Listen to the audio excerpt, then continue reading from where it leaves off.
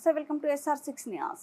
నంద్యాల జిల్లా కొలిమిగుండ్ల ఇటీవల 13న జరిగిన సార్వత్రిక ఎన్నికల్లో భాగంగా 4వ తారీఖున విడుదలయ్యే పోలింగ్ ఫలితాల నేపథ్యంలో కొలిమిగుండ్ల రూరల్ సిఐ గోపీనాథ్ రెడ్డి ఆధ్వర్యంలో అదనపు బలగాలతో కొలిమిగుండ్ల బస్టాండ్, వివిధ ప్రాంతాలలో మండలంలోని అన్ని గ్రామాలలో ఎటువంటి అసాంఘిక కార్యకలాపాలు, గొడవలు, అవాంఛనీయ సంఘటనలు చోటు చేసుకోకుండా ఉండేందుకు కొలిమిగుండ్ల మండలంలోని వివిధ గ్రామాల్లో కట్టుదిట్టమైన అదనపు బలగాలతో గస్తీ నిర్వహించారు.